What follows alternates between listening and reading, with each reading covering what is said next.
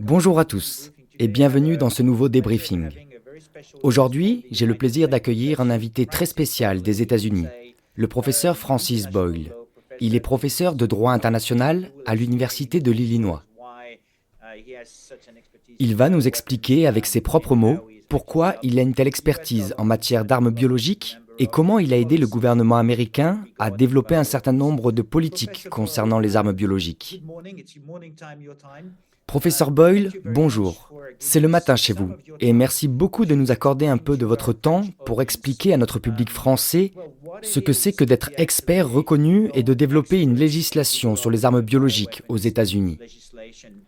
Peut-être pourriez-vous prendre quelques minutes pour expliquer d'où vous venez, ce que vous avez fait pour le gouvernement américain et comment vous avez déployé toutes vos compétences.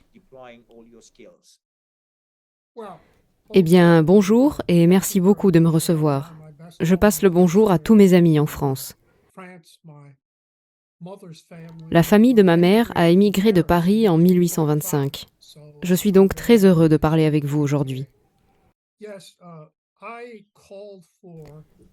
J'ai demandé et ensuite rédigé la législation américaine de la mise en œuvre de la Convention sur les armes biologiques de 1972. Cette loi est connue sous le nom de Biological Weapons Anti-Terrorism Act de 1989. Cette loi a été approuvée à l'unanimité par les deux chambres du Congrès des États-Unis et promulguée par le président George Bush père avec l'approbation du ministère de la Justice des États-Unis.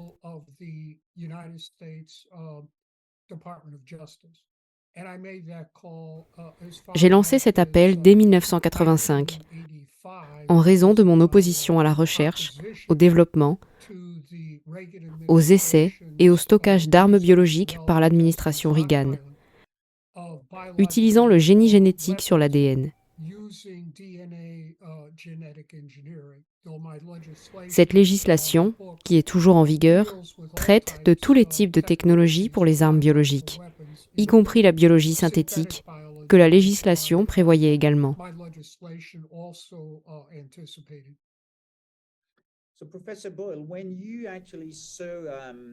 Professeur Boyle, quand vous avez vu la pandémie, la promotion de la vaccination ARNM et la technologie développée par un certain nombre de sociétés pharmaceutiques, qu'est-ce qui vous a traversé l'esprit? Cela vous a-t-il inquiété? Oui, immédiatement, pour les raisons suivantes. Premièrement, comme vous le savez peut-être, j'ai été la première personne à dénoncer le fait que le Covid-19 était une arme de guerre biologique offensive, avec des propriétés de gain de fonction pour la rendre plus mortelle et plus infectieuse, qui avait fuité du laboratoire P4 de Wuhan en Chine.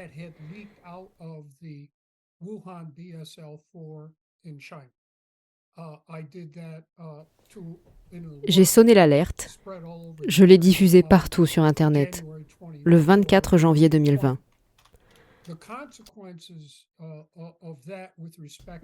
Les conséquences concernant les vaccins me sont apparues immédiatement, car il s'agissait d'une arme de guerre biologique.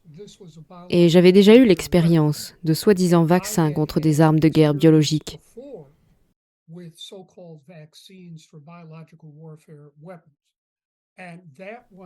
Cela remonte à la guerre de Bush père contre l'Irak en 1991.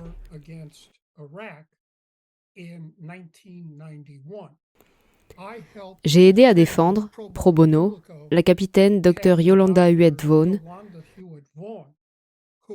qui en décembre 1990 a refusé de donner des vaccins expérimentaux contre les agents de guerre biologiques, qu'étaient l'anthrax et le botulisme, qui violaient le code de Nuremberg sur l'expérimentation médicale. J'ai donc aidé à la défendre. Je suis venu 2 ou 3 fois à son procès en cour martiale. Donc, je connaissais les dangers des soi-disant vaccins contre les armes de guerre biologiques. Je savais qu'ils étaient plus dangereux qu'utiles.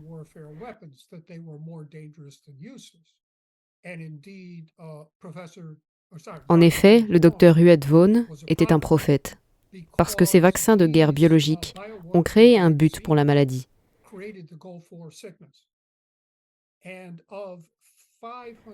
Sur 500 000 environ, des forces armées américaines qui ont été inoculées avec ces vaccins expérimentaux de guerre biologique,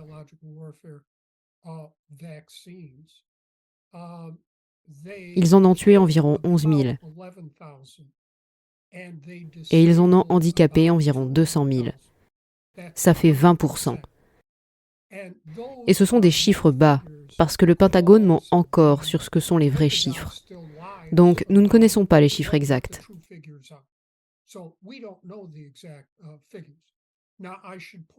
Je dois souligner, entre parenthèses, que votre gouvernement, en France, a refusé de donner ces vaccins expérimentaux contre l'anthrax et le botulisme aux troupes françaises, celles qui ont combattu dans la première guerre du Golfe. Parce que vos forces armées avaient déjà été éprouvées une fois par des vaccins médicaux expérimentaux depuis votre participation à la guerre du Vietnam. Donc, heureusement, les troupes françaises n'ont pas souffert de la maladie de la guerre du Golfe, à l'exception de certains de vos officiers qui ont été affectés à des commandements opérationnels aux côtés des forces armées américaines et qui ont dû prendre ces vaccins expérimentaux. Sur la base de cette expérience, rappelez-vous que les forces armées américaines étaient composées de jeunes hommes et femmes en très bonnes conditions physiques.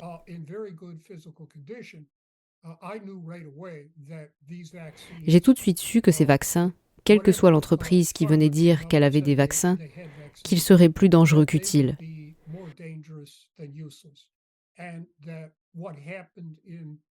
Ce qui s'était passé pendant la guerre du Golfe avec le docteur Huet Vaughan serait un plancher, mais pas un plafond pour les décès et les handicaps que nous allions connaître avec ces nouveaux vaccins contre le Covid-19.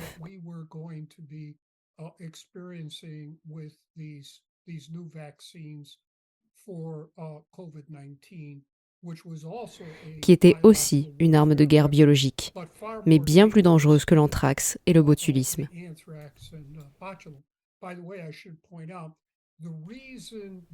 À ce propos, je dois souligner que la raison pour laquelle le Pentagone a exigé que les forces armées américaines le fassent, et en passant, les forces britanniques l'ont fait aussi, mais heureusement, les Français ne l'ont pas exigé. La raison était que le gouvernement des États-Unis, sous l'administration Reagan, avait sciemment donné des agents de guerre biologiques offensifs à Saddam Hussein en Irak,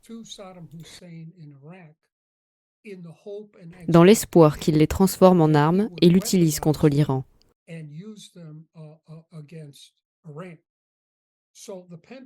Donc, le Pentagone savait déjà que Saddam Hussein avait ses armes. Et il y avait des vaccins expérimentaux qui n'avaient pas vraiment été testés. C'est pourquoi ils ont ordonné aux forces armées américaines de les prendre. Les Britanniques les ont pris et heureusement, les Français ne l'ont pas fait.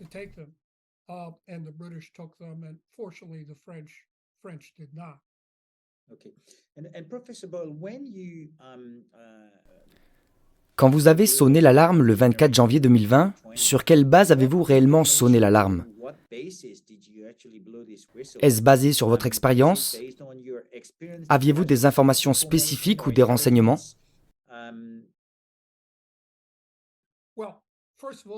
Eh bien, tout d'abord, Xavier, laissez-moi être clair avec vous. Je n'ai jamais travaillé personnellement pour le gouvernement des États-Unis, en raison de mon opposition à la guerre du Vietnam, par principe. Je n'ai donc jamais eu accès à des informations classifiées. Je n'ai jamais eu d'habilitation concernant la sécurité ou quoi que ce soit de ce genre. Tout ce que j'ai fait, le travail que j'ai fait est de la documentation dans les archives publiques. Si vous faites des recherches sur les documents publics, vous les trouverez en première page. Si vous les lisez, y compris les articles scientifiques et les choses de cette nature, vous verrez ce qui s'est passé. J'ai donc commencé à m'impliquer dans ce domaine en 1983, Lorsque certains de mes amis spécialistes des sciences de la vie à Harvard et au MIT, où j'ai fait mes études, j'ai 3 diplômes de Harvard, ont commencé à créer une organisation appelée le Conseil pour une génétique responsable.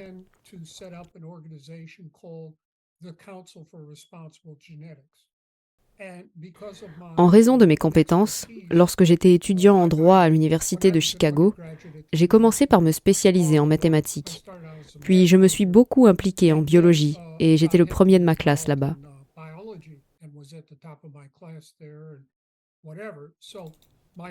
Mes amis à Harvard connaissaient mes compétences et m'ont demandé de m'impliquer dans la lutte contre la guerre biologique pour le Conseil pour une génétique responsable.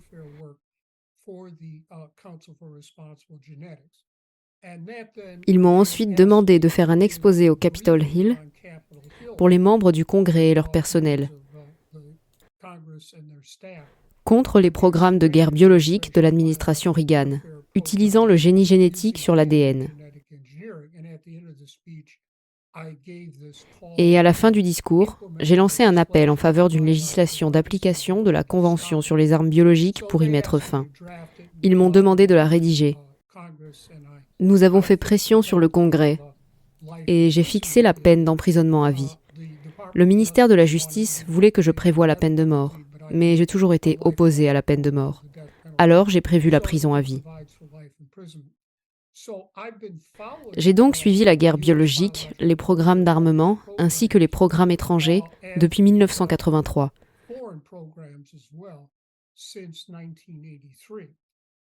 Maintenant, que s'est-il passé avec le Covid-19 ? À l'automne 2019, j'étais en congé sabbatique pour écrire, pour essayer de terminer mon prochain livre, World Politics, Human Rights and International Law. Et je ne prêtais pas vraiment attention au développement sur la guerre biologique ou les armes biologiques. J'avais régulièrement, au fil des ans, surveillé les épidémies de maladies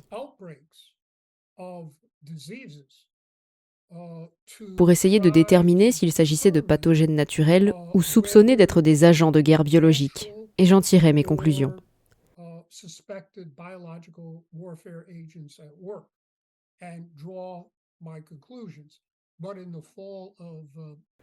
Mais à l'automne 2019, j'étais en congé sabbatique.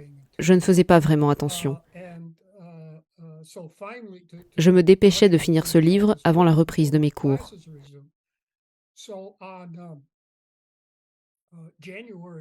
Donc le 17 janvier 2020, je suis revenu pour le nouveau semestre et j'ai commencé à faire attention. J'ai vu à ce moment-là la flambée de cette maladie dans la région de Wuhan.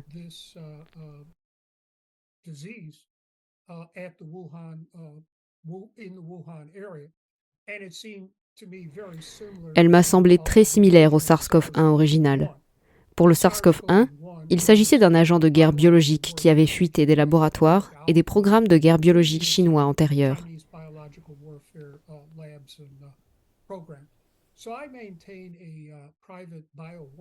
J'avais conservé une liste privée de personnes intéressées par la guerre biologique et j'ai envoyé une question pour savoir s'il y avait un laboratoire P4 à Wuhan qui pouvait être à l'origine de cette fuite.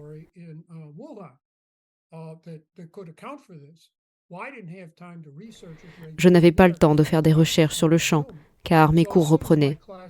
Donc, dès que mes cours ont été terminés, le matin du 24 janvier, j'ai fait cette recherche, et oui, il y avait un laboratoire P4 à Wuhan.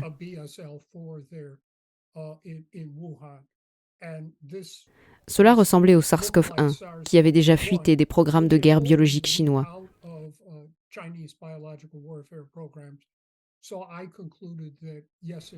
J'en ai donc conclu que oui, en effet, c'était une fuite du P4 de Wuhan. Et étant donné ces caractéristiques, il m'a semblé qu'il s'agissait d'un ADN génétiquement modifié, avec des propriétés de gain de fonction. Donc, à ce moment-là, plus tard dans la matinée, j'ai lancé une alerte mondiale, que vous pouvez lire dans mon livre, Résister à la tyrannie médicale. Tout y est documenté, exposant mon avis que c'est ce qui se passe. Puis, dans des interviews ultérieures, on m'a questionné à propos des vaccins à venir. J'ai exprimé mon opinion, basée sur le travail que j'avais fait en défendant le capitaine Dr Yolanda Huet-Vaughan, disant que même si ces compagnies pharmaceutiques disaient avoir le vaccin, il serait plus dangereux qu'utile. Nous n'avions jamais eu auparavant aucun type de vaccin réussi contre un agent de guerre biologique.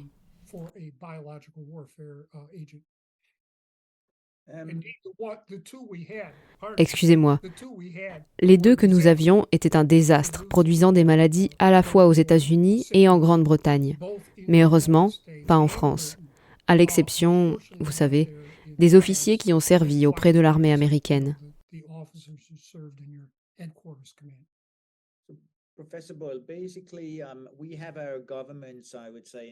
Donc, professeur Boyle, fondamentalement, nous avons nos gouvernements aux États-Unis et en France qui ont pris la voie de soutenir cette vaccination comme la seule réponse à cette pandémie. En vous écoutant, il semblerait qu'ils aient eu tort. Mais que savaient-ils de la situation avant de prendre cette décision ? Est-ce qu'ils savaient sciemment qu'il y avait des risques liés à cette décision ou est-ce qu'ils ont juste été influencés par la machine de lobbying de Big Pharma et d'autres activités ? Bien sûr, les deux gouvernements sont différents. Je ne sais pas, et je n'ai pas étudié le gouvernement Macron, comme j'ai étudié les administrations Trump et Biden.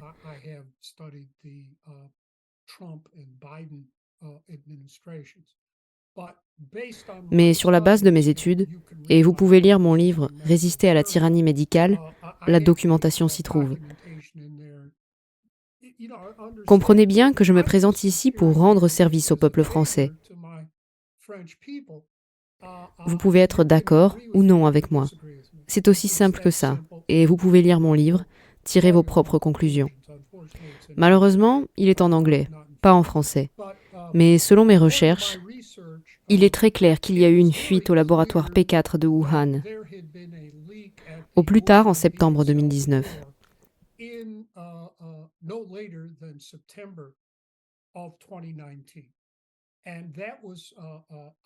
Et c'était sûrement évident pour les agences de renseignement américaines. Elles étaient au courant de tout. En effet, ils pouvaient s'en rendre compte très facilement. Il suffisait de vérifier auprès de Fauci et Francis Collins, au NIAID et au National Institute of Health. Ça se serait affiché sur leurs ordinateurs.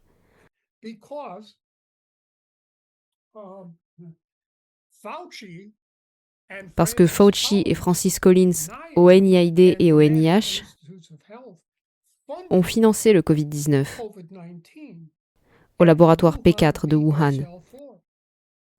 Toute cette documentation est dans mon livre et dans cet article. Donc, il est clair que les agences de renseignement américaines, et je ne sais pas ce que les agences de renseignement françaises savaient, bien qu'elles savaient probablement. Parce que, comme vous le savez, la France a aidé à mettre en place le laboratoire P4 de Wuhan. Donc, la France devait savoir ce qui se passait là-bas, et les agences de renseignement françaises devaient savoir.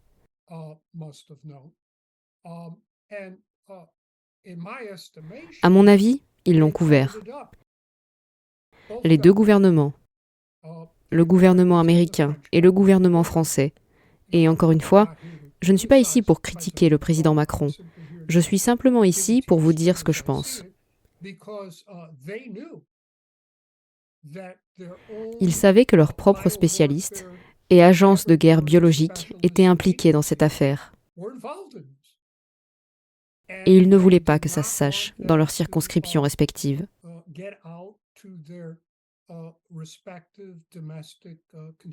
C'est cette dissimulation qui se poursuit encore aujourd'hui, au plus haut niveau, à mon avis, de nos deux gouvernements. Macron est un gars intelligent, vous savez, banquier chez Rothschild. Je suis sûr qu'il sait ce qui se passe. Biden doit savoir. Trump le savait. Et Trump a admis dans une interview à Bob Woodward qu'il savait ce qui se passait. Donc, en fait, la CIA a informé Trump dans son allocution quotidienne le 23 janvier 2020, la veille du jour où j'ai compris tout seul. Et la CIA devait le savoir avant cela. Donc, ce que je regrette, c'est là où nous en sommes aujourd'hui. Votre gouvernement, mon gouvernement, savent ce qui se passe. Et vous savez, ils poussent à prendre ces vaccins qui sont foncièrement dangereux, aussi bien pour le peuple français que pour le peuple américain. Pourquoi ? Eh bien, je pense que vous avez mis le doigt dessus. Le pouvoir des grandes entreprises pharmaceutiques et aussi les scientifiques de la vie, les soi-disant scientifiques de la vie, à l'exception de Montagnier, sont jusqu'au cou dans ce type de travail.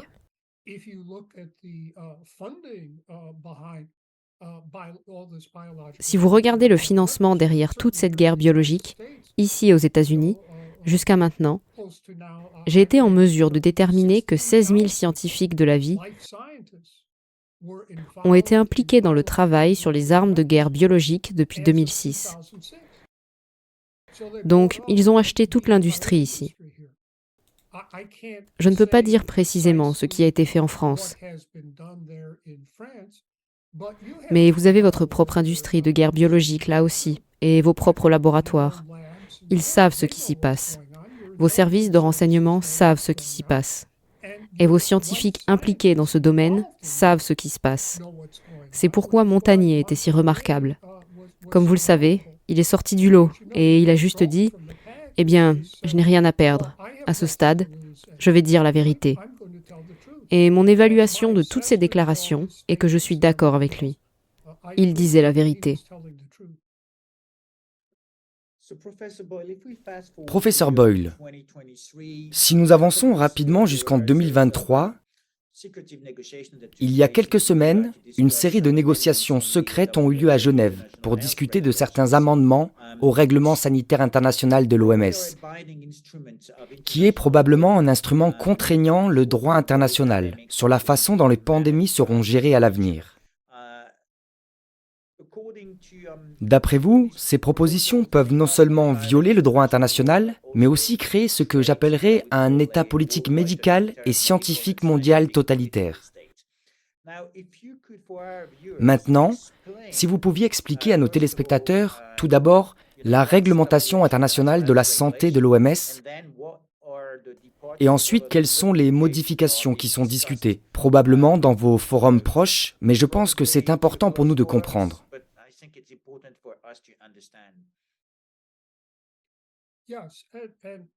Oui, s'il vous plaît, à tous mes collègues français. Comprenez que je ne suis pas un expert de la ratification des traités, ni du droit constitutionnel français, ni des accords internationaux. Donc, les choses peuvent être différentes de ce qu'elles sont en France. Cette question a été portée à mon attention au printemps dernier. Ce que faisait l'OMS, et quelqu'un m'a envoyé une copie de la proposition de règlement de l'Assemblée mondiale de la santé sur les pandémies que j'ai analysée et sur laquelle j'ai donné des interviews depuis le printemps dernier. Puis j'ai reçu une copie du projet de traité de l'OMS sur les pandémies.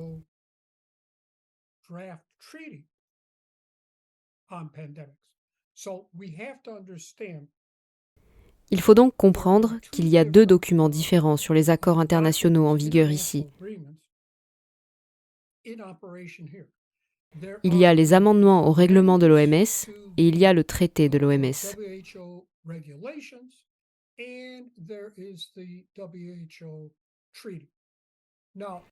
J'ai lu ces deux documents.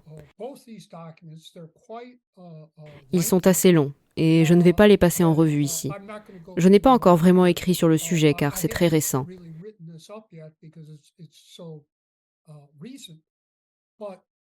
Mais ce qui se produira en vertu de l'un ou l'autre de ces documents, ou des deux, sera l'établissement, sous la supervision de l'OMS, qui, comme nous le savons, est une organisation vitrine du CDC, de Bill Gates, Big Pharma, l'industrie de la guerre biologique et le gouvernement communiste chinois qui paie une grande partie de ses cotisations,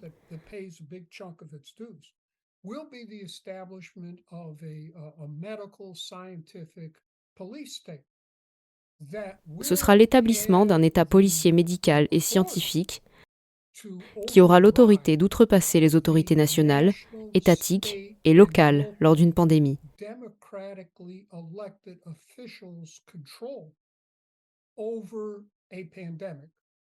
La prochaine pandémie. Pourquoi se prépare-t-il à la prochaine pandémie ? Parce qu'ils savent que la prochaine pandémie sortira de leur laboratoire P3 et P4. Ils savent purement et simplement, à mon avis, que la variole du singe est issue d'un programme d'armes de guerre biologique. Elle avait 30 mutations de plus que la variole du singe sauvage en Afrique, clairement issue d'un laboratoire. À mon avis, la variole du singe a été diffusée pour effrayer les gouvernements et les populations et leur faire accepter les règlements de l'OMS et le traité de l'OMS. Or, si vous lisez les règlements et le traité, vous verrez qu'ils sont délibérément conçus pour contourner, esquiver notre Constitution nationale sur les procédures de ratification des traités.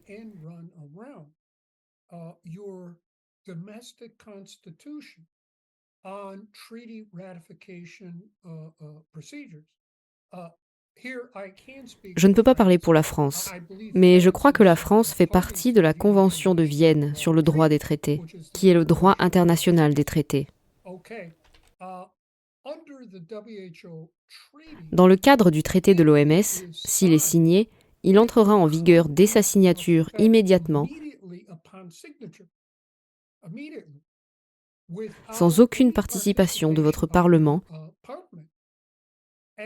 et en violation de la Convention de Vienne du droit des traités. Elle dit que lorsqu'un traité est signé, il n'entre pas en vigueur immédiatement. Au contraire, la seule obligation pour un État est d'agir de manière à ne pas aller à l'encontre de l'objet ou du but du traité jusqu'à ce que le Parlement national décide de le ratifier ou non. Voilà ce que je peux dire pour la France.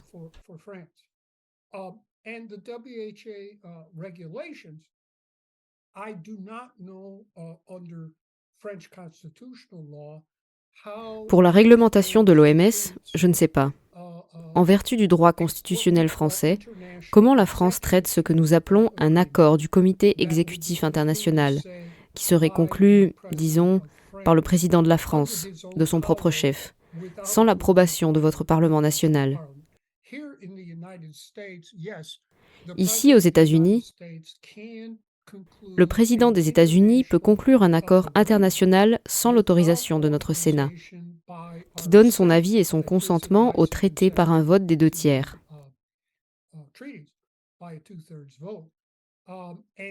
Et cet accord serait contraignant.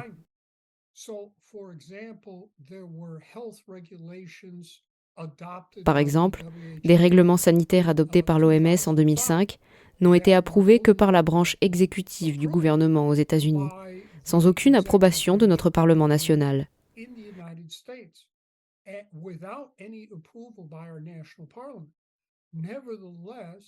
Néanmoins, le département d'État considère que ces règlements, non le traité, sont contraignants au regard du droit international et les répertorie dans une publication appelée United States Treaty in Force.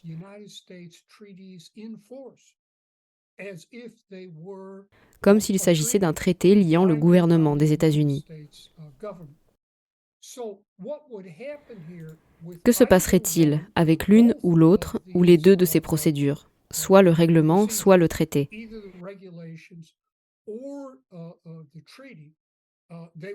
Ils entreraient en vigueur immédiatement après leur signature. L'Assemblée de l'OMS se réunit en mai. Donc cela peut se produire dès cette réunion. L'OMS vous dira que l'échéance du règlement est fixée à mai 2023, mais qu'ils ne vont pas faire avancer le traité avant que l'Assemblée de l'OMS ne se réunisse en 2024. J'ai lu ce traité. Ce traité est prêt à entrer en vigueur et il pourrait le mettre en vigueur à l'Assemblée de l'OMS en mai 2023. Donc, si l'un ou l'autre, ou les deux sont signés, ils entreraient immédiatement en vigueur et ils auraient la stature d'un traité international.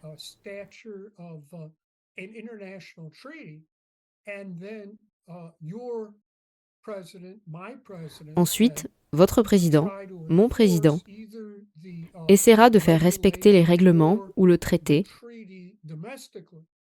au niveau national et de les appliquer pour ordonner à vos autorités sanitaires nationales, locales et régionales de faire ce que l'OMS vous dit de faire.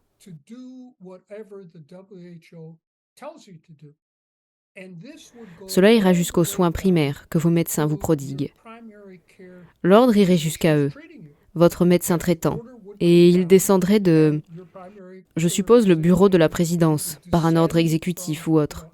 Cela descendra directement des autorités sanitaires jusqu'aux communes.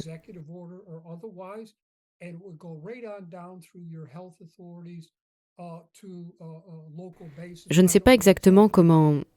J'ai une vague idée de comment la France est organisée au niveau territorial. Mais ici, aux États-Unis, ça descendrait jusqu'aux autorités sanitaires locales et celles des États.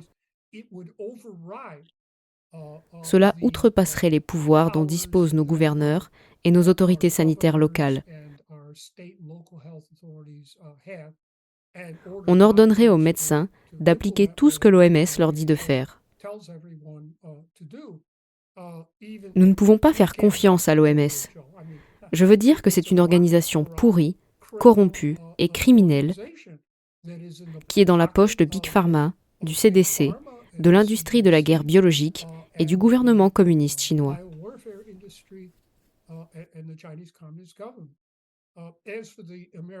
En ce qui concerne le CDC américain, permettez-moi de souligner que pendant l'administration Reagan a ordonné au CDC, ici aux États-Unis, ainsi qu'à l'American Type Culture Collection, qui était auparavant une organisation scientifique légitime, à mon avis,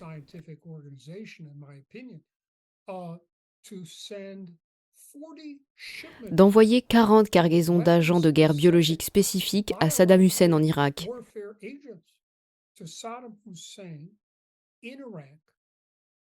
Dans l'espoir et l'attente qu'il transforme ces agents en armes et les utilise contre l'Iran.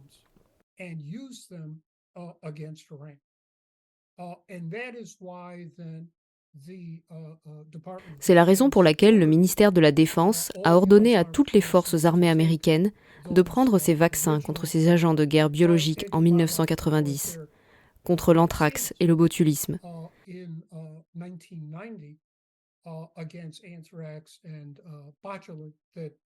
Ce que le docteur Huet Vaughan a refusé de donner, parce qu'elle savait qu'ils étaient dangereux et qu'ils violaient le code de Nuremberg sur l'expérimentation médicale. Ce qui a créé le syndrome de la guerre du Golfe. Il y a encore aujourd'hui des anciens combattants qui me demandent des conseils pour obtenir un traitement médical adéquat. Parce que l'administration des anciens combattants, les médecins sur place ont reçu l'ordre de leur mentir.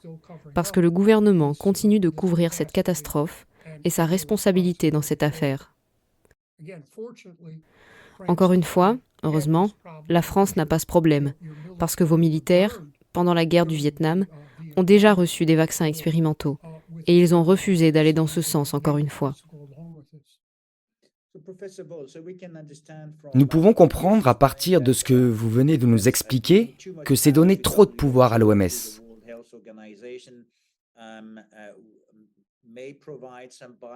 L'Organisation mondiale de la santé peut fournir une réponse biaisée aux futures pandémies en raison du fait qu'ils sont capturés ou sous influence de, comme vous le dites, le gouvernement communiste chinois, la fondation Bill et Melinda Gates, Big Pharma.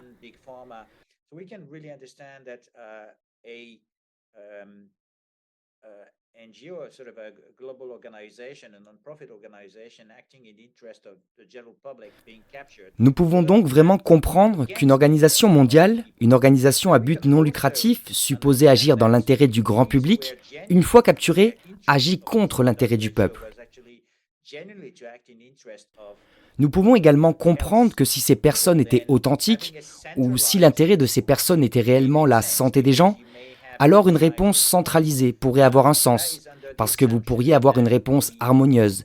Mais c'est en supposant que la fonction objective de cette organisation est vraiment d'agir dans l'intérêt du public.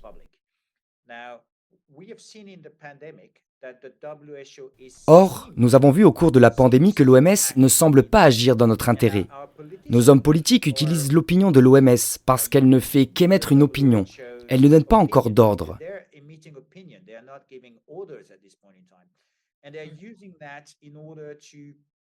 Ils utilisent cela afin de courber ou d'influencer mes compatriotes, vos compatriotes, pour qu'ils évitent entre autres de prendre des traitements précoces comme l'hydroxychloroquine.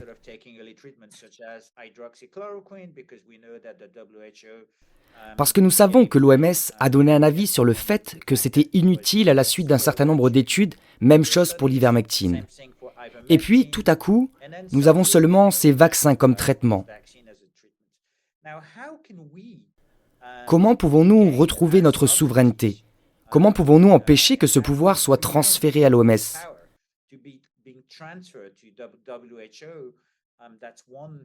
L'autre problème, comment se fait-il que l'OMS, pour utiliser vos propres mots, corrompu?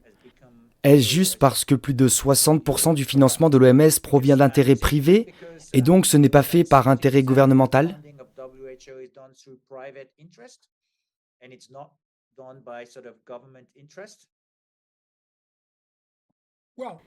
Eh bien, c'est une longue question. Si je ne réponds pas à toutes les questions, posez-les à nouveau. Mais vous voyez, vous mettez le doigt sur les dangers des règlements dans le traité. Parce que jusqu'à présent, l'OMS donne son opinion et des recommandations que vous avez correctement signalées. Par exemple, contre l'hydroxychloroquine et l'ivermectine. Et je connais votre médecin français là-bas. Quel est son nom? Didier? Didier Raoult, professeur Raoult. Ah oui, pardon. Je pense qu'il a établi l'efficacité de l'hydroxychloroquine pour résoudre ce problème.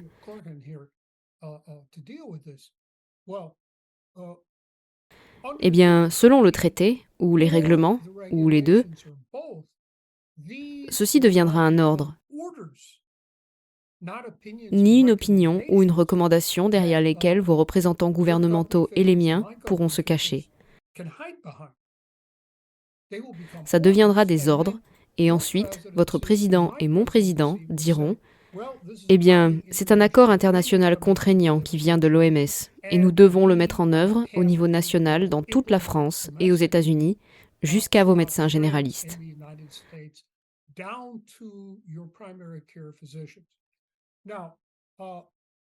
Or, l'OMS, je ne vais pas entrer dans la longue histoire de l'OMS, mais le point crucial est sous nos yeux.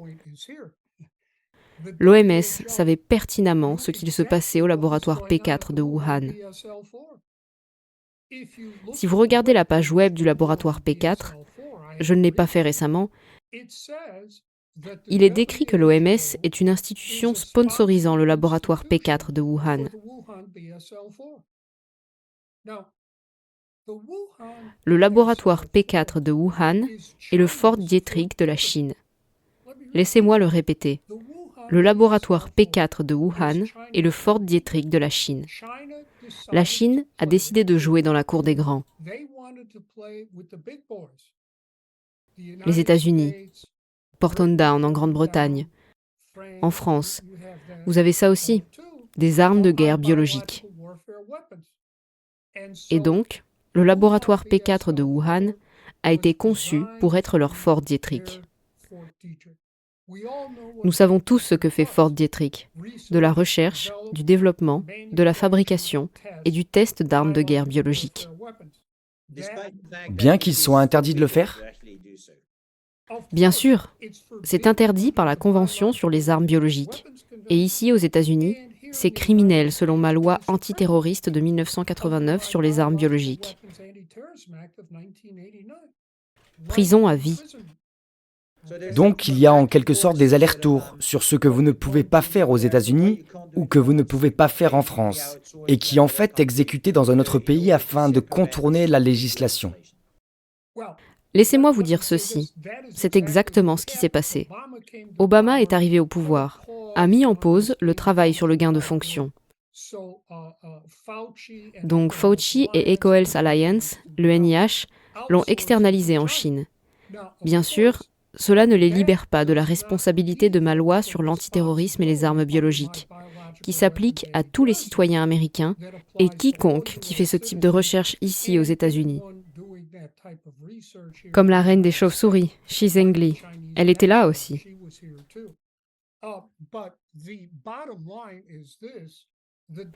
Mais l'essentiel est que l'OMS était une institution sponsorisant le Fort Detrick chinois, et ils savaient ce qui se passait.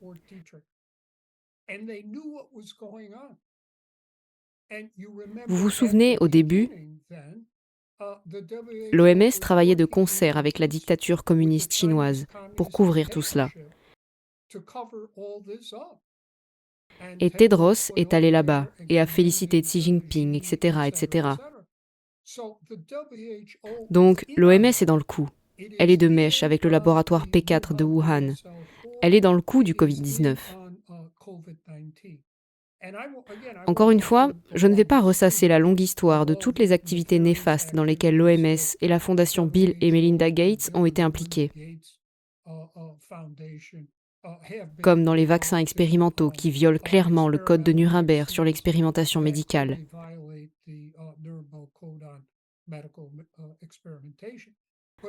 Mais bien sûr, nous ne pouvons pas faire confiance à l'OMS. Et comme vous l'avez correctement souligné, il s'agit d'une agence capturée. Et donc, s'ils obtiennent ces pouvoirs dictatoriaux,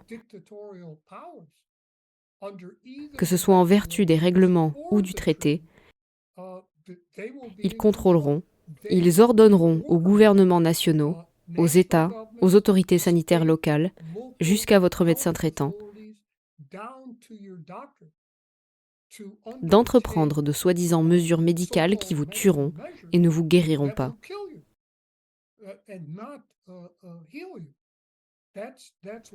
C'est ce à quoi nous sommes confrontés et nous voyons les conseils qu'ils ont donnés. Comme vous l'avez correctement souligné, contre l'hydroxychloroquine, contre l'ivermectine, malgré le fait que des scientifiques réputés, même chez vous en France, ont établi que ces médicaments sont efficaces.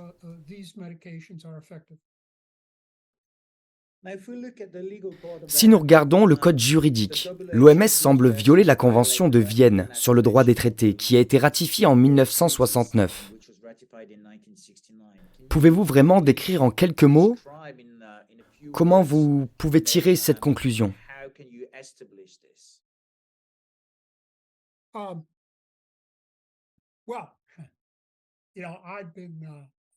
Professionnellement, j'ai analysé des traités. J'ai participé à des négociations de paix.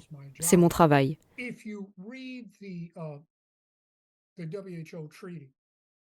Si vous lisez le traité de l'OMS, à la toute fin de la clause de ratification, vous verrez qu'il a été rédigé par un ou plusieurs avocats qui ont autant de connaissances techniques que moi en matière de droit international public et de droit constitutionnel des États-Unis.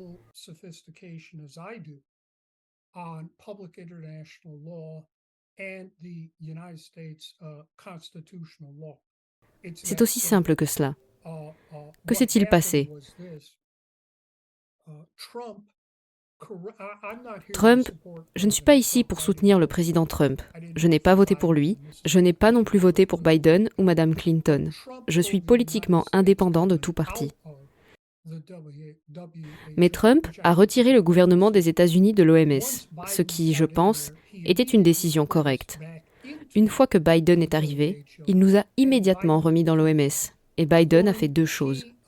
Premièrement, il a nommé Anthony Fauci, qui est jusqu'au cou impliqué dans le laboratoire P4 de Wuhan et le Covid-19. J'ai la documentation juste ici, c'est dans mon livre. Comme son principal conseiller scientifique à la Maison-Blanche. Et il a nommé Anthony Fauci comme représentant des États-Unis au conseil du comité exécutif de l'OMS.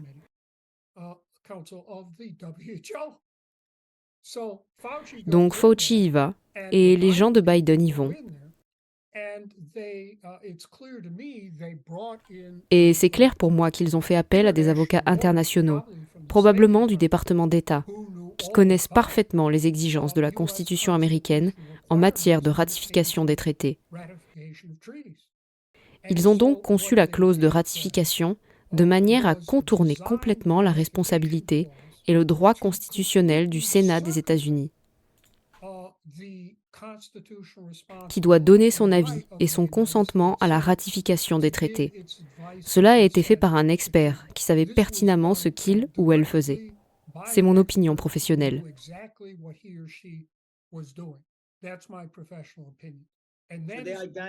Ils ont identifié des lacunes dans le traité de 1969. Ils ont trouvé ces lacunes et ils ont travaillé autour afin de contourner cette convention internationale.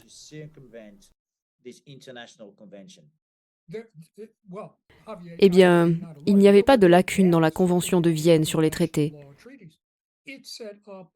Elle a mis en place un mécanisme précis de ratification des traités dans le monde pour la plupart des États dans le monde. Je ne me rappelle pas le nombre exact de parties à la Convention de Vienne. Je pense que c'est autour de 160 ou quelque chose comme ça. Donc, ce qu'ils ont essayé de faire, ce qu'ils ont fait dans la clause de ratification, c'est d'essayer de contourner la Convention de Vienne et aussi de contourner la Constitution des États-Unis. Celle-ci dit très clairement que le Sénat des États-Unis doit donner son avis et son consentement au traité par un vote des 2/3. Donc, quelle que soit la personne qui a rédigé cette clause à la fin, elle a essayé de contourner à la fois la Convention de Vienne, qui s'applique aussi en France, et les exigences de la Constitution américaine. Je ne sais pas quelles sont vos exigences constitutionnelles en matière de ratification des traités par votre Parlement.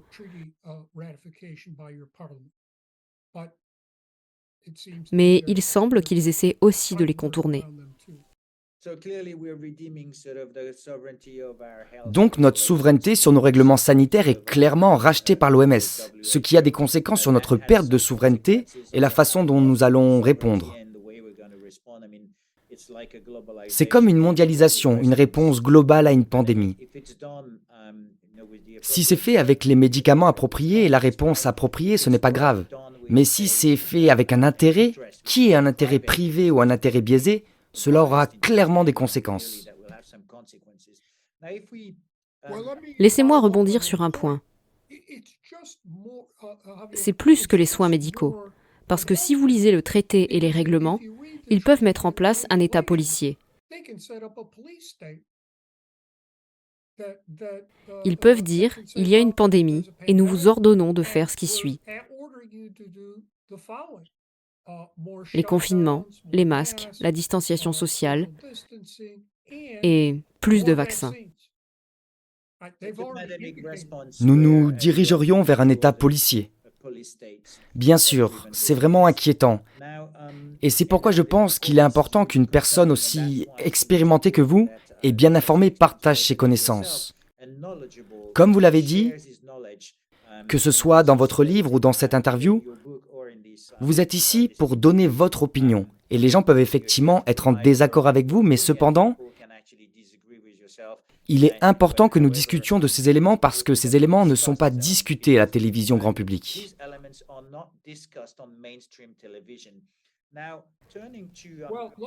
Laissez-moi souligner ceci également. Voyez-vous, tous les médias occidentaux savent qui je suis, mais ils ne veulent pas m'interviewer, sciemment.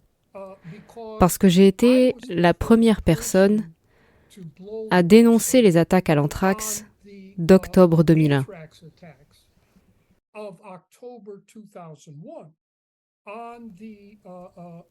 au Congrès des États-Unis, dans les médias, etc.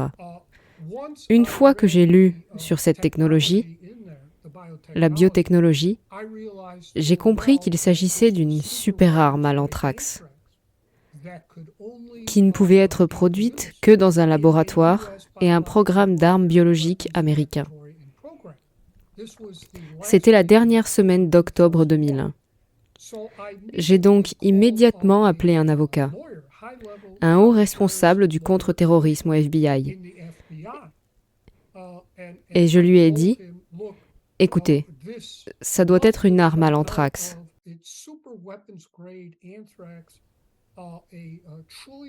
Un trillion de spores par gramme. C'est un aérosol. Ça ne peut venir que du programme et d'un laboratoire de guerre biologique américain.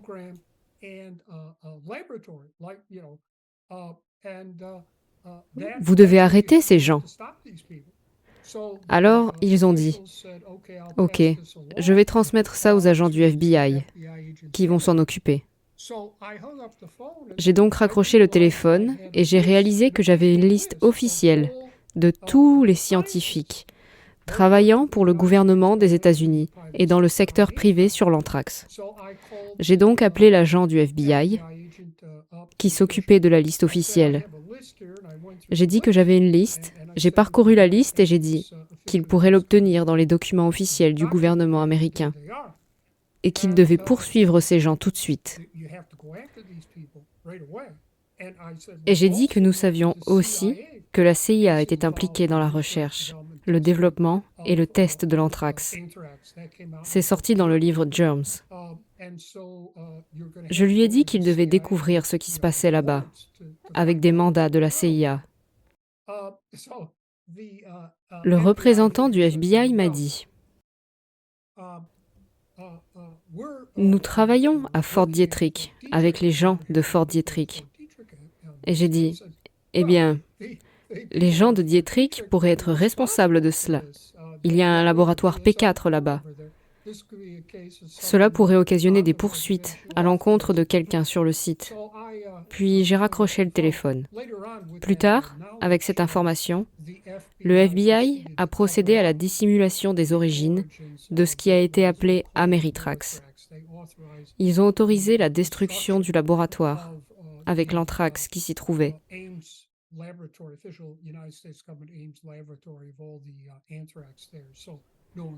Afin que personne ne puisse remonter jusqu'à lui. Quoi qu'il en soit, je me suis ensuite envolé pour Boston, pour la convention du Conseil pour une génétique responsable, sur laquelle j'ai travaillé, comme je vous l'ai dit. Et il m'avait demandé de diriger un atelier contre les armes de guerre biologiques. C'était à la Harvard Divinity School. Alors que je montais les escaliers, Fox News avait une équipe de tournage sur place et ils m'ont posé des questions à ce sujet. J'ai dit, bien sûr, ça a dû sortir du programme d'armes biologiques du gouvernement américain. C'est une arme à l'anthrax.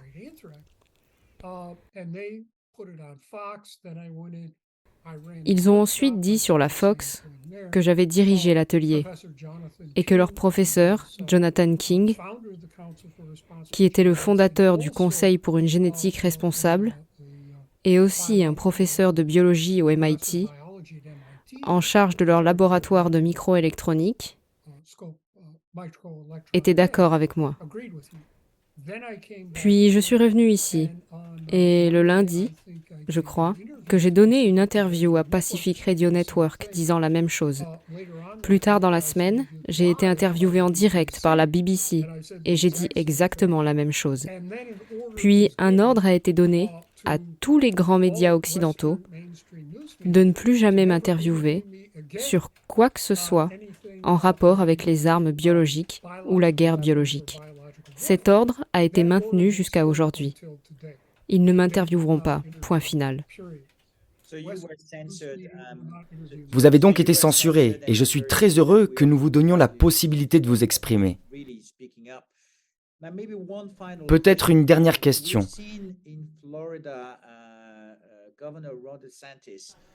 Nous avons vu qu'en Floride, le gouverneur Ron DeSantis a demandé à un grand jury d'enquêter sur les fabricants de vaccins Covid pour ce qu'il appelle leurs méfaits.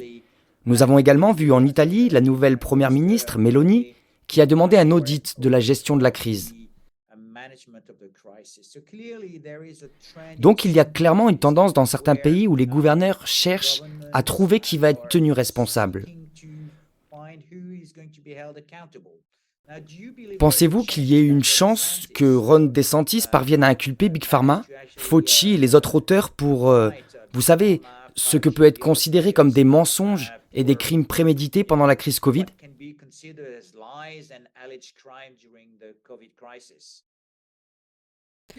Oui, si vous lisez mon livre « Résister à la tyrannie médicale », vous verrez que j'ai demandé,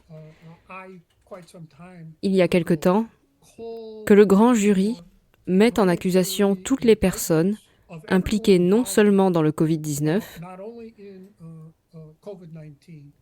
mais aussi dans les vaccins, pour meurtre et conspiration de meurtre, selon les principes de la common law anglo-américaine. J'ai été engagé ici pour enseigner le droit pénal. Je l'ai enseigné pendant 8 ou 9 ans, avant de me tourner vers le droit international des droits de l'homme. Et je travaille toujours dans le domaine du droit pénal, poursuivant les criminels de guerre et défendant les personnes de conscience. Ce qui s'est passé, c'est que lors de l'anniversaire du 11 septembre 2001,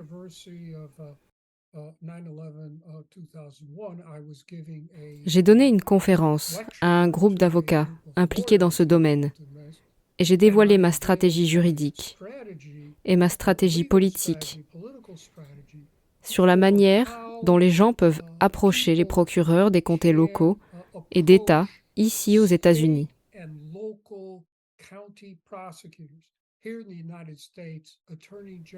Les procureurs généraux, les procureurs de district, etc. Et leur demander de convoquer des grands jurys sur une base locale et d'État dans le but d'obtenir des actes d'accusation. 2 séries d'actes d'accusation. L'une pour toutes les personnes impliquées dans la recherche, le développement et les tests du Covid-19, c'est-à-dire toutes les personnes du laboratoire P4 de Wuhan, qui a travaillé conjointement avec le laboratoire P3 de l'Université de Caroline du Nord. C'est dans ce document.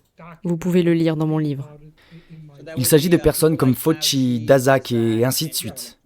Oui, Fauci, Francis Collins.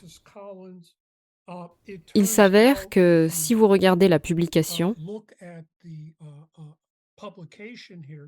il y a toute une liste, y compris la reine des chauves-souris de Wuhan. Fort Detrick a été impliqué.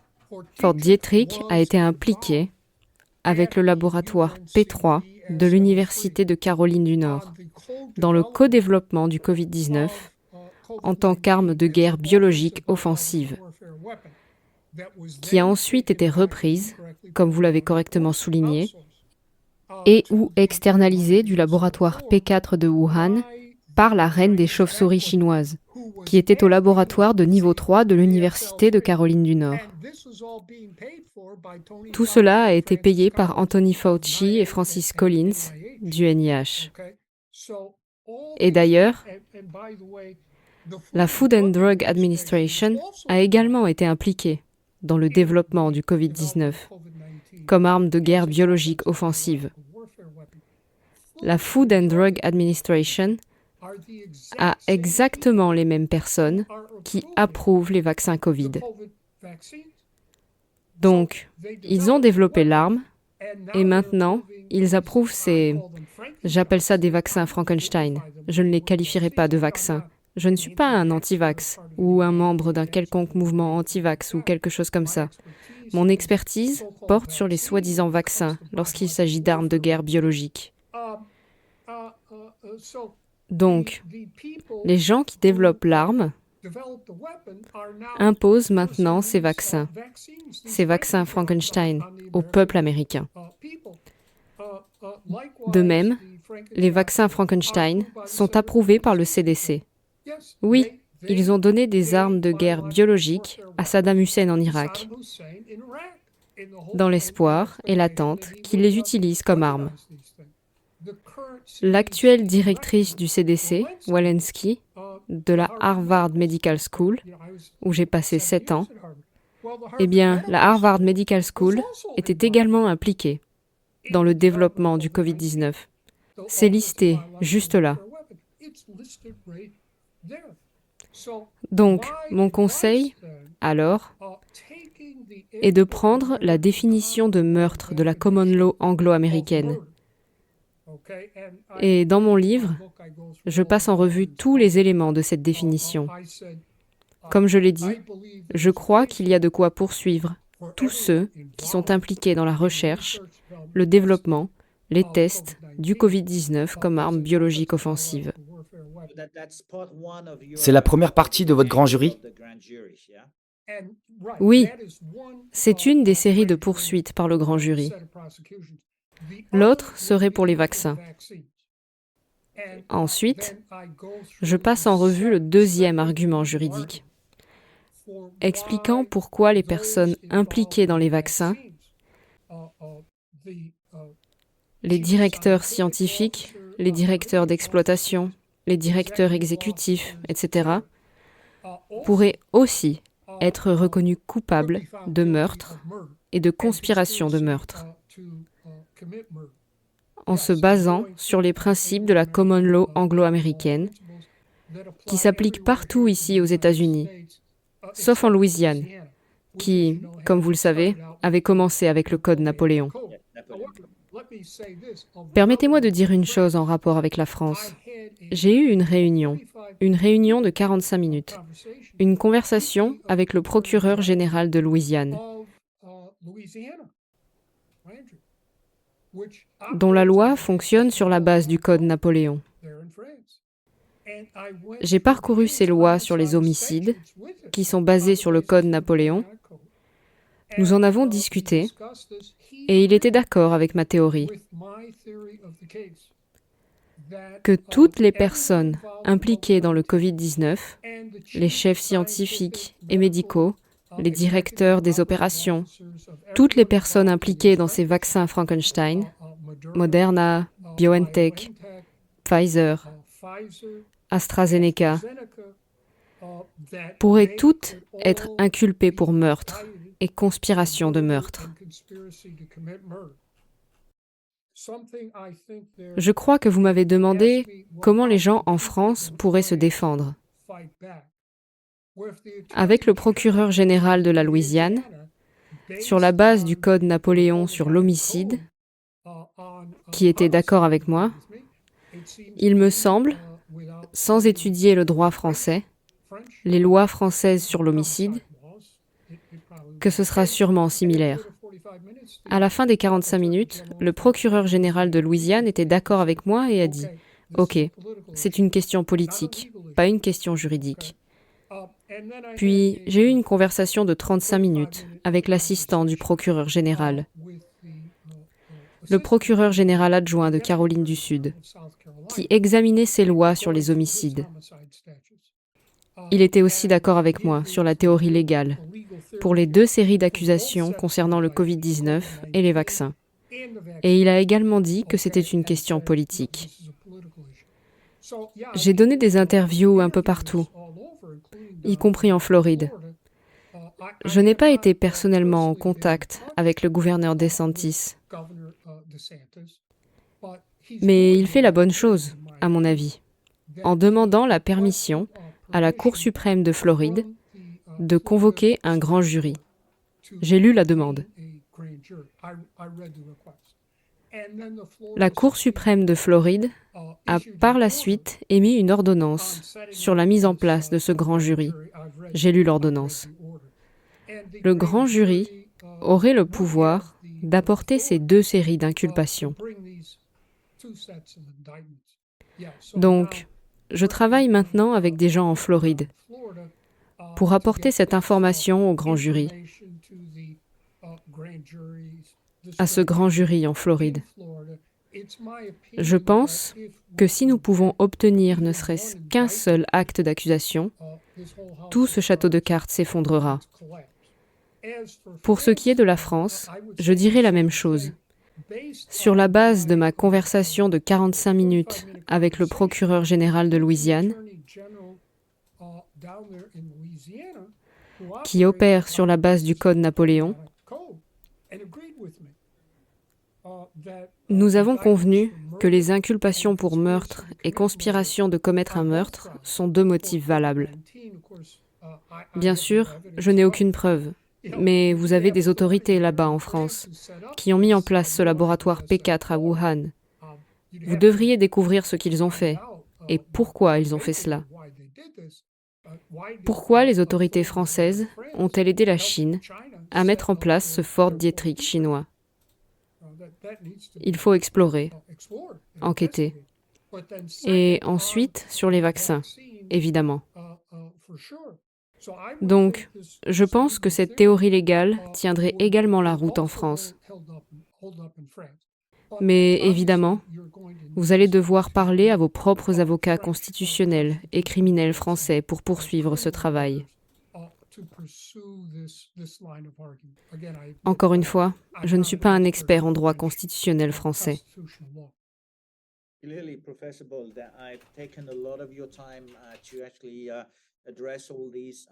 Professeur Boyle, j'ai pris beaucoup de votre temps pour aborder tous ces sujets, que vous avez qualifiés de politiques sur le Covid-19 et la vaccination, et bien sûr, nous demanderons l'avis de nos avocats constitutionnels en France.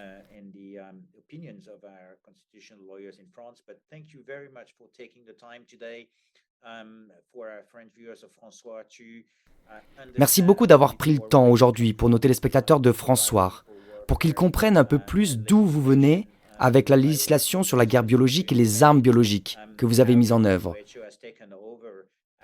Comment l'OMS essaye de dérober une partie de nos libertés civiles et de notre santé, ainsi que les risques que nous avons si une telle organisation est capturée, et les solutions que nous avons, en prenant l'exemple de la convention que vous avez eue en Louisiane, en Caroline du Sud, en Floride.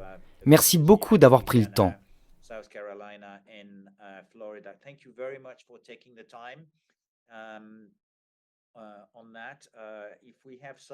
Si nous avons des demandes supplémentaires, je suis sûr que je reviendrai vers vous à ce sujet pour être plus spécifique. Je pense que c'était vraiment très utile pour nous permettre de continuer à faire ce que nous avons fait depuis 2020. C'est-à-dire parler à des experts du monde entier dans le domaine médical, juridique ou scientifique, afin de partager les connaissances entre les pays. Car nos gouvernements nous ont dit que tout le monde faisait la même chose, mais en fait, tout le monde ne fait pas la même chose. Et certaines personnes sont encore libres de penser, et vous êtes clairement un libre penseur, bien que vous soyez censuré par les grands médias. Merci beaucoup pour cela. Peut-être le dernier mot pour nos téléspectateurs français?